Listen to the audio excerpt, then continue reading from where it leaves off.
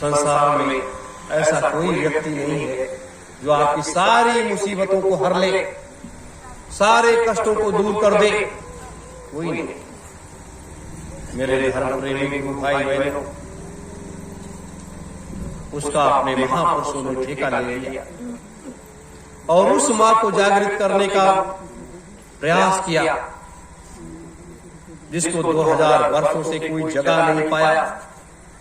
वो सुप्त अवस्था में बैठ गई कि जब मेरे पुत्र आएंगे तब मैं कभी जागूंगी।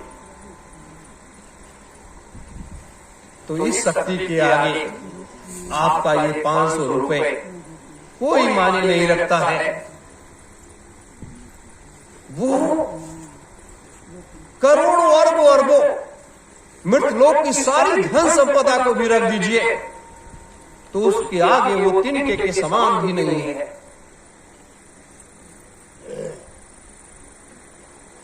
इसमें वो ये पावर है, शक्ति दिखाई नहीं देती। उसे धरातल पर उतार करके उसको कर्म क्षेत्र में लाया जाता है, उसे कहते हैं शक्ति। ये सतयुग तीर्थ की पावन धरा पर हम आप वैसे नहीं चले आए।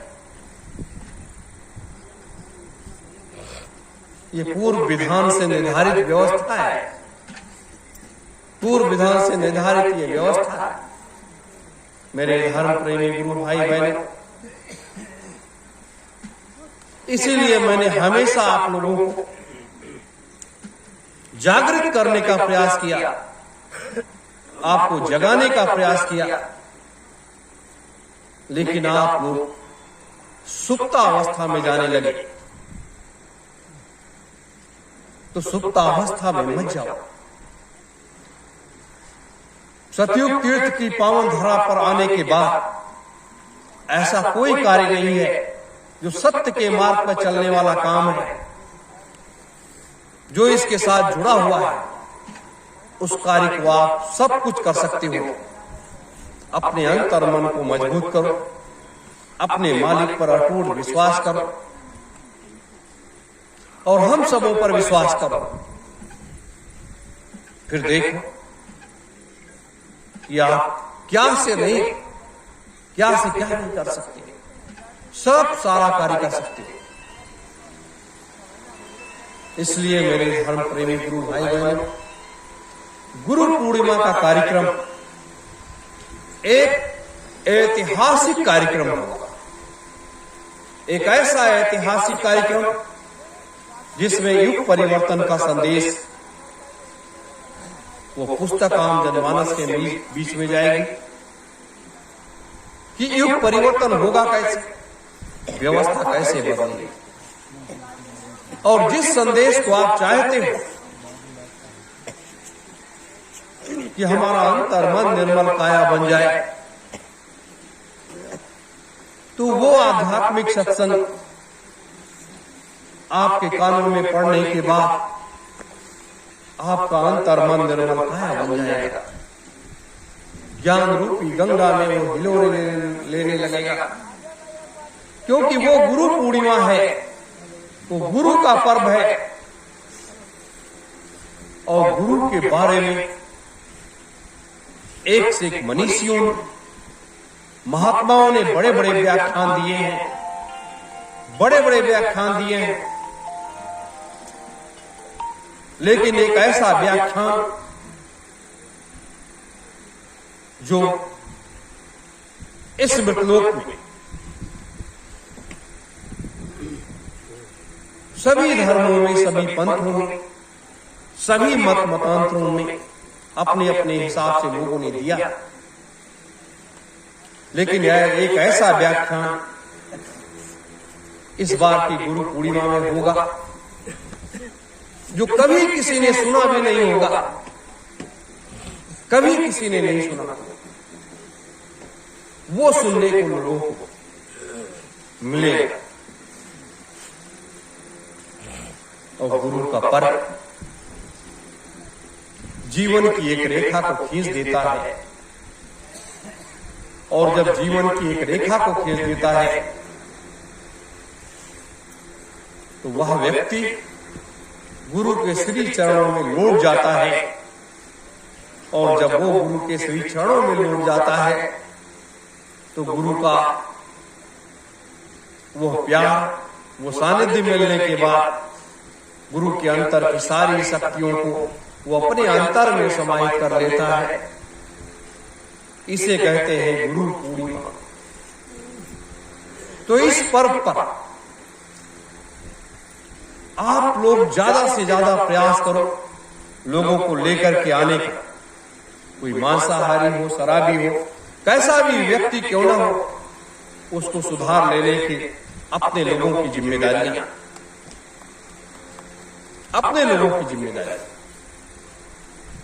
उसका जीवन बदल जाएगा, उसका घर गृहस्थी का परिवार में अमन चैन खुशहाली आ जाएगी। तो यह कार्य आपको करते आगे बढ़ना।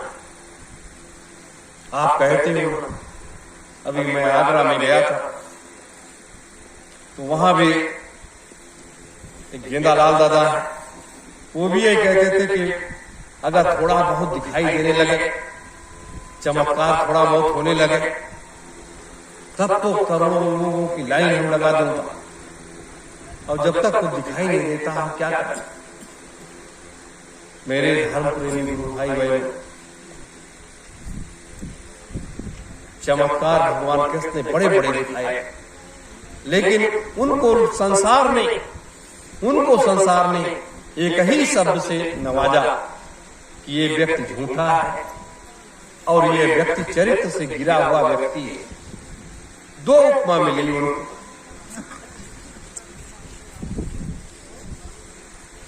और कुछ नहीं। लेकिन जिसको अपना काम करना होता है वो अपने लक्ष्य पथ को तरफ आगे देखता है। जैसे अभी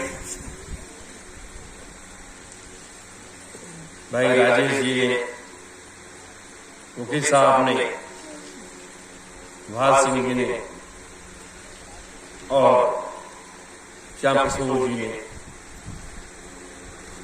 आश्रम की व्यवस्था, संगत की व्यवस्था और संगठन की व्यवस्था और कार्यक्रम की व्यवस्था के बारे में इन लोगों ने चर्चा किया। आप लोगों से विस्तार से चर्चा किया। सबने जैसा लोगों के पास जानकारियां थी वैसा आप लोगों के बीच में रखा। मेरे धर्म प्रेमी गुरु भाई बहनों, जैसे कल अपनी दीदी मां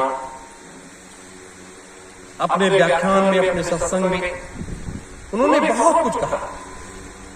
उन्होंने उस कट सत्य को कहा जिसको बहुत से नए लोग या पुराने लोग स्वीकार करने में समर्थ नहीं होते, लेकिन वो कट सत्य है और उस कट सत्य को स्वीकार कर लेना और उसे धरातल पर लाना ये अपना कर्तव्य है। तभी आप विश्व विजयी बन सकते हो, तभी आप इस लड़ाई को जीत सकते हो, तभी आपके बड़े संकल्प पूरे हो सकते हैं। एक अंतर का भाव उन्होंने आपके अंतर से जगाया है। तो ये जीवन को इस तरीके से जियो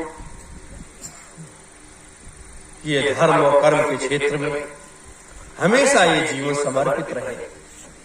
यही सबसे बड़ा भाव। हमेशा संत महात्माओं ने हर तरीके से मार्ग दिखाने का ही प्रयास किया। तो कब, कहां पर, कैसे, क्या होने लगता है और क्या आगे होगा ये आपको नहीं मालूम। जैसे कल क्या था, आज क्या, और कल फिर क्या होगा। इसीलिए सेवा के प्रति प्रेरणा दिया जाता है कि हम लोग सेवा करना सीखें। अभी तो आपसे कहा नहीं गया कि आप लाखों लोगों के जूठन के बर्तन को साफ करो, आप झाड़ू लगाओ। ये भी एक बड़ी सेवा है। तो इस पूर्णिमा की इस पावन तिथि पर आप सभी धर्म प्रेमी गुरु भाई बहनों को पूज्य गुरुदेव की तरफ से, दोनों महापुरुषों की तरफ से आप सभी धर्म प्रेमी गुरु भाई बहनों को बहुत बहुत बधाई कि आपका घर परिवार सुखी रहे, समृद्धशाली बने, घर परिवार में किसी प्रकार का कोई कलेश न रहे, घर में सुख और शांति आए, घर में अपार धन संपदा रहे, जिससे किसी प्रकार क्या विकृति स्थिति न होने पाए। ये हमारे अंतर का भाव है कि आपका घर परिवार अमन चैन से रहना चाहिए। आज की इस पूर्णिमा की तिथि में इसलिए कभी भी धर्म के क्षेत्र में जब जाओ तो उल्टा बस सोचो, हमेशा उस शक्ति को स्वीकार करो। जैसे आज मंगलवार का दिन था,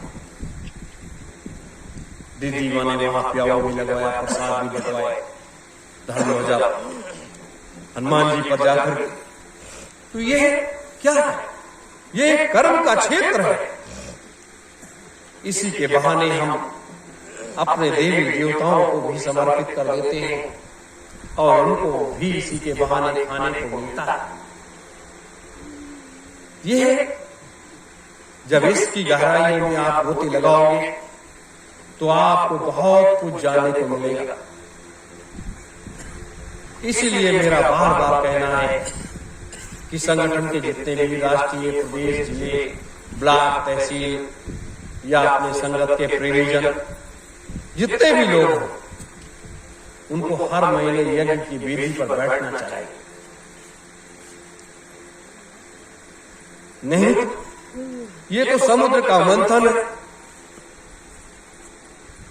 जैसे समुद्र का मंथन हुआ, बहुत सी चीजें उसमें निकली, लेकिन जब अमृत निकला तो देवताओं के पास चला गया। देवताओं ने जब असुरों ने देखा कि ये तो देवताओं इसको अपने में ले रहे, तो वहां पर उसको प्राप्त करने के लिए असुर शक्तियां जाकर के वहां बैठ गए और उन्होंने उस अमृत को पी लिया। राहुल तभी लोगों ने उसका वध कर दिया। तो ये समुद्र मंथन है। ये माता पूर्णिमा की तिथि पर ये यज्ञ होना, ये समुद्र मंथन है। और जब इस समुद्र मंथन होने के बाद इसमें से वो शक्तियां जब निकलेंगी तो जो लोग रहेंगे उन्हीं को तो मिलेगा, जो लोग नहीं रहेंगे उनको क्या मिलेगा? अब बाद में अगर आप आएंगे भी तो आपको कुछ नहीं मिलने वाला, क्योंकि प्रसाद एक ही बार बढ़ता है, बार बार तो बढ़ता नहीं। तो इसलिए मेरे धर्म प्रेमी गुरु भाई बहनों, हमें इस यज्ञ के कुंड पर बैठ करके यज्ञ में आहुतियां जरूर डालनी चाहिए। उसके लिए मुझे हर संभव प्रयास करना चाहिए। और ये दौलत आज है कल रहेगी या नहीं रहेगी, इसकी आप सोच भी नहीं सकते।